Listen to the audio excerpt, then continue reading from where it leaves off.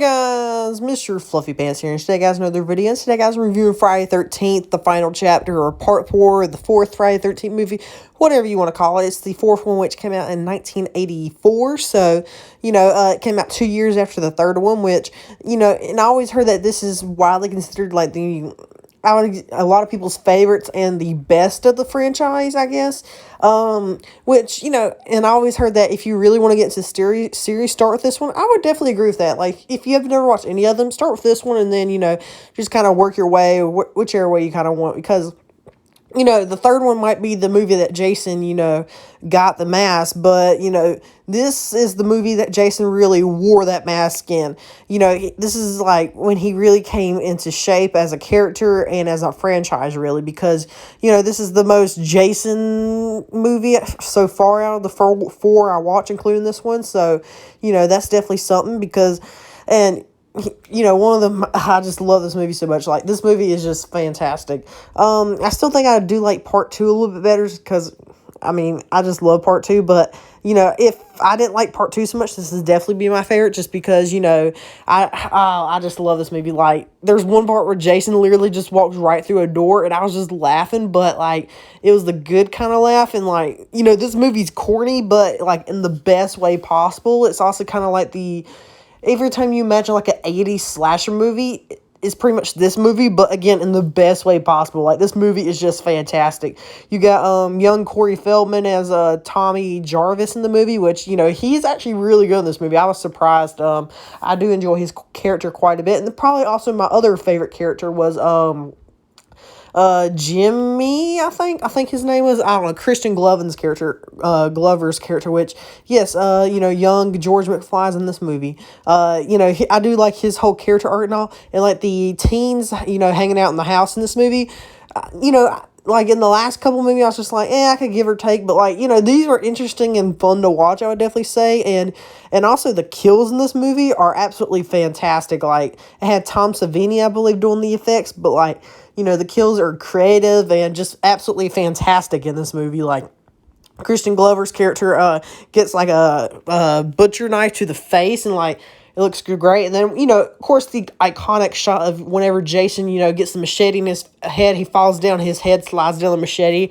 Classic effect. Like, I had never seen any of the movies before, but I've seen that somewhere because, that's just a classic. But there's a bunch of other fun and creative kills. And like I said, Jason really comes to really own and wear his mask in this movie. His kills and everything, just like grabbing people through windows and stuff. I love it. And another thing in this movie that I also love is there's actually a Jason Voorhees hunter in this movie. Because, like, they pick up this hitchhiker or whatever. He's like, what are you hunting out here? He's like, I'm hunting bears. And, like, Tommy's just like, yeah, you're not hunting bears, are you? He's like, we learn out later in the movie, apparently Jason killed his sister or something like that, and now he's hunting Jason, which I love it, because whenever he hears that there's a teen or a house full of teens, he's like, that's where Jason's gonna be. I just love it so much. But like I said, the teenager's house is, like, right beside our main character's house, so, of course there's gonna be some crossover right there, because they're out in the countryside or something. Also, this movie does not take place on Camp Crystal Lake, but it's still like a lake, so, you kind of get that, carried over right there. And, like, the beginning of the movie, Jason escapes the morgue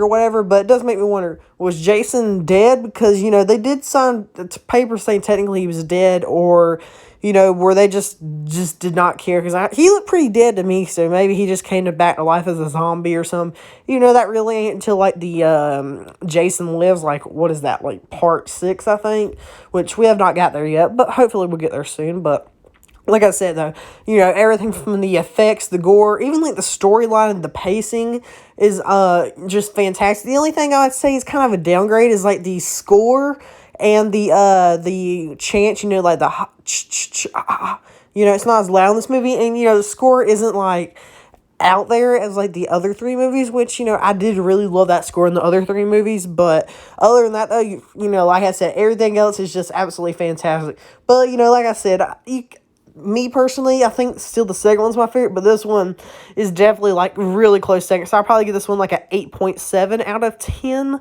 I think I gave the second one like a 9 out of 10. But like I said, I rate movies off my enjoyment level. And like I said, this just, I just couldn't take my eyes off screen, especially whenever Jason walked through that door. I was like, I love this movie now. And, like I said, even Corey Feldman in the movie, he's like absolutely kind of fantastic in this movie, to be honest. But anyway, guys, let me know down below what you guys think about Friday 13th, the final chapter, which we know really ain't the final chapter, but I guess to the original quadrilogy. But next will be in my review series is Friday 13th, Part 5, A New Beginning, which I do know the twists and all, but we'll get into that in that review. But anyway, guys, check out my Twitter and Discord, link in the description.